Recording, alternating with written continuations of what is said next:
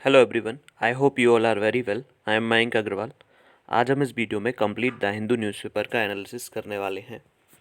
जो सबसे first news है, जो फार्मर प्रोटेस्ट ऑनगोइंग था 3 फार्म बिल को लेके, जिनमें से एक बिल जो है वो कॉन्ट्रैक्ट फार्मिंग को लेके है, और सेकंड बिल जो है वो एसेंशियल कमोडिटीज़ को लेके है, और थर्ड बिल जो है farmer protection trade and facilitation bill, जो कि फार्मर्स को ये ऑटोनॉमी देता है कि वो ऑल ओवर इंडिया में कहीं भी आउटसाइड द मंडी विसिनिटी वो अपना जो फार्म प्रोड्यूस है सेल कर सकते हैं। तो उनके ऊपर जो पंजाब और हरियाणा के कुछ फार्मर्स हैं, उनका मेनली जो है एजिटेशन चल रहा था। तो उसके बेसिस पे जो बैंडलाइजेशन हुआ है रिपब्लिक डे के दिन, उसके ऊपर जो 40 फार्मर लीडर्स हैं उनको पुलिस ने जो है वो नोटिस इशू किया है। ये बात इस आर्टिकल में की जा रही है। अब यहाँ पे सेकेंड बात की जाए तो 18 opposition parties to boycott president address. अब जब बजट सेशन होता है तो बजट सेशन के पहले जो है प्रेसिडेंट का एड्रेस होता है। तो उस एड्रेस को जो है वो बायकॉट करने वाले हैं। 18 जो अपोजिशन पार्टीज़ हैं वो इसको बायकॉट कर रहे हैं। अब यहाँ पे जो अनाउंसमेंट की है पार्लियामेंट्री अफेयर्स मिनिस्टर जो प्रहलाद जोशी है, उन्होंने अपोजिशन से अपील की है कि वो अपना जो बायकॉट है उसको जो है वो पोस्टपोन करते हैं या फिर वो ना करें। ऐसा उन्होंने अपनी बिजनेस एडवाइजरी कमेटी, जब दोनों हाउस मीट होने वाले थे तब उन्होंने ऐसा बोला। अब यहाँ पे सुप्रीम कोर्ट का कहना है कि जो हेट स्पीच है टेलीविज़न पे, वो राइट्स करवाने के लिए सबसे ज़्यादा जिम्मेदार है।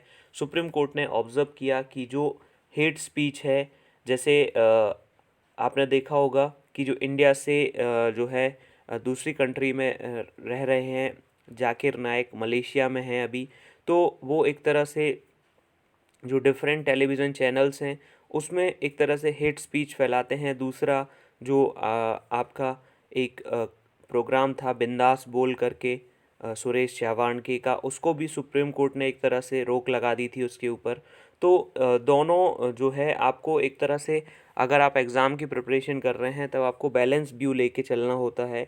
आपको किसी भी चीज़ का प्रॉस एंड कॉन्स दोनों के जो है एटलीस्ट 2 से 3 पॉइंट्स तो आपको पता होने चाहिए। आपको दोनों तरफ बात करनी होगी, ना तो लेफ़्ट ना ही राइट। आपको अगर एग्ज़ाम क्रैक करना है तो यू हैव टू बी सेंटरिस्ट, मतलब आपको दोनों तरफ की बात करनी होगी। तो यहाँ पे सुप्रीम कोर्ट का कहना है कि जो भी हेट स्पीच है टेलीविज़न पे, वो लॉ एंड ऑर्डर को अगर संभालना है तो उसको पहले, सबसे पहले उस पर एक तरह से बैरिकेड लगाना चाहिए।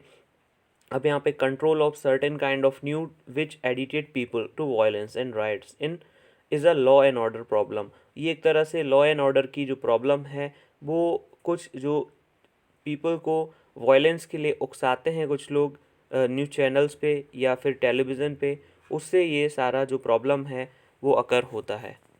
अब नेक्स्ट यहाँ पे ये सारा जो पेज है उसमें ऑल ओवर उन्होंने बात की है कि किस तरह से जो फार्म प्रोटेस्ट है उसमें किस तरह से केसेस लिए जा रहे हैं, किस तरह से कुछ जो फार्मर यूनियन है उन्होंने अपना प्रोटेस्ट जो है वो वापस ले लिया है। जैसे कि यहाँ पे न्यूज़ है protesters removed from Baghpat Saharanpur side. तो एक तरह से जो प्रोटेस्टर्स हैं उनको वहाँ से हटा दिया गया है। Next, finalize policies on rare diseases by March 31। यहाँ पर दिल्ली हाई कोर्ट का कहना है सेंट्रल गवर्नमेंट से कि वो national health policy for rare diseases 2020 को मार्च 31 तक ऑपरेशनल कर दें, और crowd funding NBCs under the law for treatment high cost rare disease, उसमें क्या अगर कोई क्राउड फंडिंग का जो ऑप्शन है उसको भी एक तरह से क्लियर कर दिया जाए। अब यहाँ पे जस्टिस जो प्रतिभा एम सिंह है उन्होंने डायरेक्शन पास की while two different pleas concerning children who are suffering from Duchenne muscular dystrophy, एक कंडीशन है जो कि प्रोग्रेसिव मसल डीजनरेशन और वीकनेस विक्टिम में कॉज करती है। अब आज के जो एडिटोरियल्स हैं उनकी बात कर लेते हैं।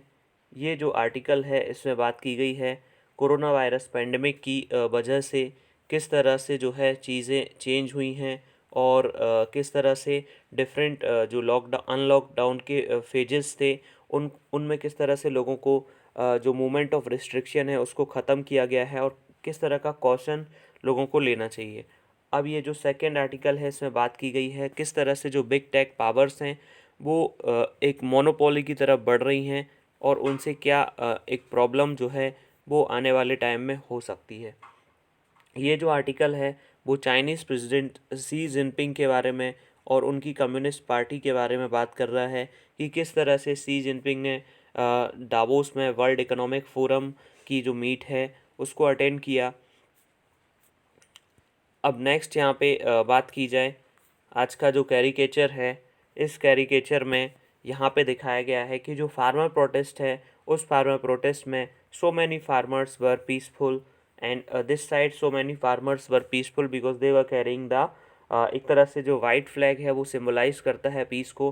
तो यहाँ पे ये दिखाया गया है कि बहुत सारे जो फार्मर्स थे वो पीसफुल थे, बट जो मीडिया का लेंस है या गवर्नमेंट का जो बायनोकुलर है उसने सिर्फ जो लाल किले पे जो निशान साहिब जो सिख धर्म का मेन चिन्ह होता है उसका जो झंडा वहाँ पे फहराया गया तो उसको सभी ने देखा, बट जो अदर फार्मर्स थे जो पीसफुली प्रोटेस्ट कर रहे थे उस उनकी जो डिमांड है, उनकी जो एजिटेटिंग डिमांड है उसको एक तरह से नहीं सुना गया। ये कैरिकेचर यहाँ पे बता रहा है। अब नेक्स्ट यहाँ पे बात की जाए कि रिमेंबरिंग द हॉलोकॉस्ट, तो एवरी ईयर 27 जनवरी को जो है यूनाइटेड नेशन ऑनर करता है जो भी विक्टिम थे हॉलोकॉस्ट के। तो हॉलोकॉस्ट जो है वो जर्मनी में जो नाज़ी कॉन्सेंट्रेशन कैंप में जो है वो 1945 को जो लोगों को मारा गया था वो सिचुएशन जो है वो हॉलोकॉस्ट की सिचुएशन है। अब सबसे फर्स्ट जो आर्टिकल है इसको डिस्कस कर लेते हैं। तो the course of corona virus pandemic in new year present a picture of contract. अब नए साल में जो कोरोना वायरस पेंडेमिक है उसकी वजह से एक नई पिक्चर जो है वो देखने में आ रही है। जो कुछ रिच कंट्रीज़ हैं उनके पास जो है वैक्सीन्स नहीं हैं और वो एक्सपीरियंस कर रही हैं नए केसेस और डेथ, और जो पुअरर कंट्रीज़ हैं वो उनके पास जो है वैक्सीन है ही नहीं, और इंडिया जो है वो उनके केस डिक्लाइन हो रहे हैं और वैक्सीन हेजिटेंसी जो है उसकी वजह से काफ़ी प्रीशियस जो वैक्सीन है वो वेस्ट जा रही है कुछ स्टेट में। अब सजेशन जो है कि जो सबसे वर्स्ट कंडीशन थी वो एक तरह से ओवर हो चुकी है। होम मिनिस्ट्री ने फर्दर जो रिलैक्सेशंस हैं वो प्रोटोकॉल्स के जो रिलैक्सेशन है उनको चेंज किया है। Public activity from February including occupancy level in cinema theatre में जो ऑक्यूपेंसी लेवल्स हैं उनको भी इंक्रीज़ कर दिया गया है। Holding of exhibition, access to swimming pool. अब ये जो है बहुत बड़ी जो हॉस्पिटैलिटी इंडस्ट्री है उसके लिए एक तरह से रिलीफ की तरह आएगा, बिकॉज़ उनका जो जब से अनलॉक हुआ है उनका ये जो सेक्टर है वो पूरी तरह से बंद है। बहुत सारे लोग इसकी वजह से जो है वो डेथ डेट जो ट्रैप होता है, कर्ज के जो जाल है उसमें वो फंस चुके हैं। लेकिन अब अगर अनलॉक होता है तो उनके लिए काफ़ी अच्छा है। जनवरी 27 को जो गाइडलाइंस आई हैं सर्वेलेंस, कंटेनमेंट एंड कॉशन के लिए, वो भी एक window of further relaxation international air travel में भी करेंगी। लेकिन जो director general of civil aviation है उसने ऐसा मेंटेन किया है कि जो भी शेड्यूल फ़्लाइट्स हैं उनको फरवरी एंड तक जो है जहाँ जहाँ उन्होंने बंद करके रखा था उसको अभी भी रखा जाएगा। अब फुल फ्लेज जो इंटरसिटी रेल सर्विसेज हैं उसमें भी एक तरह से गवर्नमेंट अभी डिसीज़न का वेट कर रही है। तो यहाँ पे इकोनॉमी जो है उसमें डिमांड का एक तरह से कंस्ट्रक्शन है, मतलब डिमांड जो है वो कम है गुड्स एंड सर्विसेज की। तो अगर गवर्नमेंट धीरे धीरे सभी चीज़ों को ओपन कर देती है तो एक तरह से डिमांड धीरे धीरे इंक्रीज़ होगी जिससे इकोनॉमी को हेल्प मिलेगी। अब जो पब्लिक हेल्थ मेजर्स का स्ट्रिक्ट एनफोर्समेंट किया गया है तो यहाँ पे अगर एमएचए की गाइडलाइंस को रीड किया जाए तो फेस मास्क जो है उसको यूज़ करना है, healthy distancing, staggering of working hours, जो वर्किंग आवर्स है उनको अलग अलग रखना है अगर कोई वर्क प्लेस है, वर्क प्लेस सैनिटेशन और firm action against spitting in public, ये सारी चीज़ों के ऊपर फर्म एक्शन लेना है। तो इंडिया में जिस तरह से जो इन्फेक्शन है वो डिक्लाइन हो रहे हैं, उससे जो further relaxation of activity curve और जो है एक्टिविटी पे जो रिलैक्सेशन है वो देना चाहिए। और देयर इज़ बट गवर्नमेंट को एक तरफ ये भी ध्यान रखना है कि किसी भी तरह से गवर्नमेंट की जो विजिल है, जो ध्यान है, उस पर कम ना हो पाए। और जेनेटिक जो म्यूटेशन है कोरोना वायरस का, साउथ अफ्रीका, यूके, ब्राज़ील, उसने भी एक नई चिंता में डाल दिया है, जिसमें कि क्या होता है, जो वायरस का वेरिएंट है उसमें कुछ चेंज आ जाता है। उस चेंज आने की वजह से वो पहले से काफ़ी स्ट्रॉन्ग हो जाता है, जिससे कि अगर किसी की पर्सन की बॉडी में पहले से एंटीबॉडी हैं तो वो एंटीबॉडी भी उस वायरस के म्यूटेंट वर्जन से फाइट नहीं कर पाती हैं। तो इस तरह की जो सिचुएशन है इसको अवॉइड करना चाहिए। दूसरी तरफ बात की जाए कि जिन्होंने अभी तक अवॉइड करके रखा हुआ है इन्फेक्शन को अभी तक, और उन्होंने या फिर कुछ ऐसे लोग जो ऑलरेडी इन्फेक्ट हो चुके थे, तो उनको भी काफ़ी ध्यान रखना पड़ेगा। दूसरा जो पुअर कम्युनिकेशन है गवर्नमेंट का लोगों को बताने के बारे में, वैक्सीन की एफिकेसी के बारे में, इसकी वजह से जो है वैक्सीन हेजिटेंसी बढ़ रही है, लोग जो है वैक्सीन लेने से एक तरह से कतरा रहे हैं। तो गवर्नमेंट को इस ओर ध्यान देना चाहिए कि वो पब्लिक स्पेस में वैक्सीन की जो एफिकेसी है उससे रिलेटेड डाटा को किसी एड के थ्रू या किसी पब्लिक डिस्कोर्स में लेके आए, जिससे कि लोगों के अंदर वैक्सीन को लेके जो है वो काफ़ी हद तक वैक्सीन लेने के लिए लोग अवेयर हों और आगे आएँ। अब यहाँ पे दूसरी तरफ बात की जाए, जर्मनी जो है वो वैक्सीन्स जो है वो फ्री दे रही है ओवर 60, और जो वल्नरेबल इंडिविजुअल हैं। अब दूसरी तरफ दूसरा जो आर्टिकल है उसके और देख लेते हैं, फॉर वन एंड ऑल। तो चाइना 2017 में जो चाइनीज़ प्रेसिडेंट हैं सी जिनपिंग, वो जो है फर्स्ट जनरल सेक्रेटरी बने कम्युनिस्ट पार्टी ऑफ चाइना के, जिन्होंने वर्ल्ड इकोनॉमिक फोरम का जो मीट है उसको अटेंड किया था दावोस में।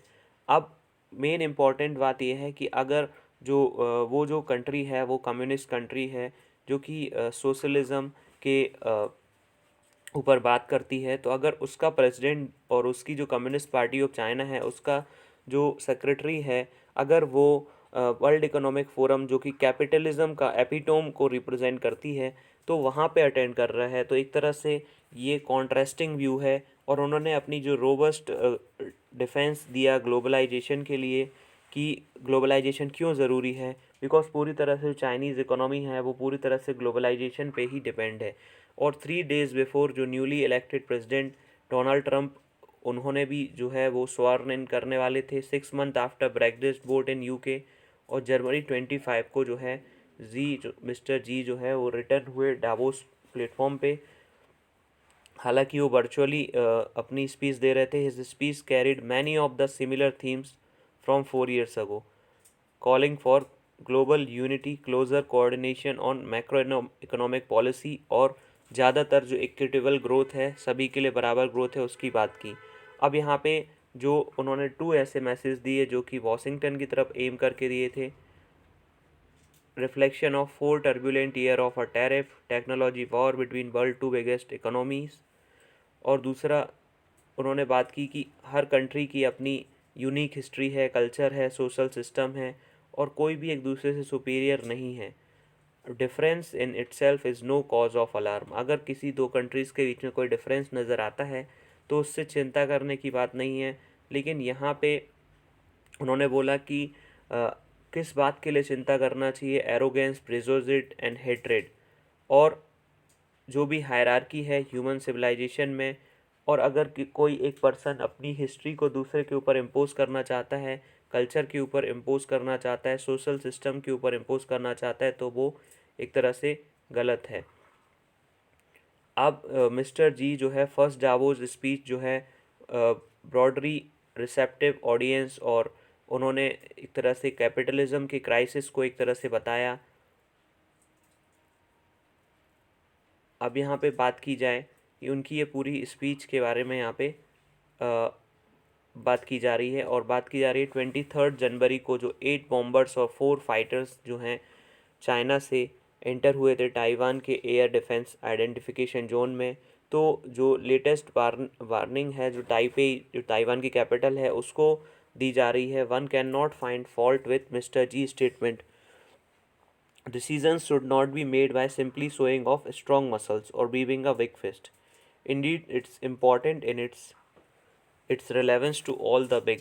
उनका कहना है कि एक तरह से जो भी स्ट्रॉन्ग डिसीजंस जो हैं वो मेड किए जाते हैं, वो अपना एक तरह से दिखावा नहीं करना चाहिए, बट जो है उनका जो रिलेवेंस है वो सभी के लिए बराबर होना चाहिए, वो डिसीज़न लिया जाना चाहिए। अब यहाँ पे जो बात की जा रही है, सुप्रीम कोर्ट ऑफ इंडिया का कहना है कि ऐसा कोई प्रोविज़न बता दिया जाए जो कांग्रेस एमपी फ्रॉम केरला उन्होंने अपनी जो प्ली है सुप्रीम कोर्ट में लेके आए। तो सुप्रीम कोर्ट के जो चीफ जस्टिस हैं उनका कहना है कि जो 3 फार्म बिल हैं उनमें कहीं भी ऐसा कोई प्रोविज़न अगर जो कांग्रेस एमपी हैं वो बता दें कि एमएसपी को जो है वो विड्रॉ किया जा रहा है। अब यहाँ पे इस पेज पे बात की जा रही है mercury dips tourist flocks to Munnar. तो जो मुन्नार है वो इडुक्की डिस्ट्रिक्ट में केरला में आता है। तो एक ये यहाँ पे जो है वो टूरिस्ट का आना जाना हो रहा है। नेक्स्ट यहाँ पे बात की जाए 9 पेज नंबर पे, यहाँ पे कोई भी ऐसी इम्पोर्टेंट न्यूज़ नहीं है। उत्तर प्रदेश जो है उसको बेस्ट टेवेल्यू जो अवार्ड है वो मिला है, जिसमें कि राम मंदिर की जो झांकी है वो दिखाई गई थी रिपब्लिक डे पर। अब जो vaccines are safe for those who are not on blood thinners. अगर कोई पर्सन्स जो है वो ब्लड थिनर्स जो उनको नहीं है तो उस कंडीशन में जो वैक्सीन है उसकी एफिकेसी को टेस्ट कर लिया गया है, ऐसा कहना है ICMR Indian council of medical research का। नेक्स्ट यहाँ पे इस पेज पे कोई भी इम्पोर्टेंट न्यूज़ ऐसी नहीं है जिसको हम डिस्कस करें। वर्ल्ड जो पेज है इसमें भी एग्ज़ाम के पॉइंट ऑफ व्यू से कोई भी इम्पोर्टेंट न्यूज़ नहीं है। अब आज की बात की जाए तो आज इकोनॉमिक सर्वे जो है उसको टेबल किया जाना है। पार्लियामेंट का बजट सेशन आज से स्टार्ट होने वाला है, beginning with tabling of economic survey for the year. और आज का जो यूनियन बजट है, जो फाइनेंस मिनिस्टर निर्मला सीतारमण का कहना है कि जो कभी भी ऐसा बजट पेश नहीं हुआ है उस तरह का जो बजट है वो दिखाया जाएगा। और जो फिजिकल कैलकुलेशन ऑफ 2021 2022 हो जो है वो भी गवर्नमेंट जो है 15th फाइनेंस कमीशन की रिपोर्ट से दिया जाएगा। और जो 15th फाइनेंस कमीशन की रिपोर्ट है devolution of finances between centre and state for the coming 5 years, वो भी टेबल की जानी है। और सेंटर का action taken report on the recommendation led by NK Singh जो कि चेयरमैन है 15th फाइनेंस कमीशन के। तो उनका कहना है कि जो जितना भी शेयर सेंट्रल गवर्नमेंट के टैक्स में होता है उसको उन्होंने 42% डेवोल्यूशन करने की बात की थी। उसके बाद जब union territory of Jammu and Kashmir को बना दिया गया तो उसके बाद उन्होंने स्टेट को दिया जाने वाला शेयर है उसको 41% कर दिया है। Thank you very much.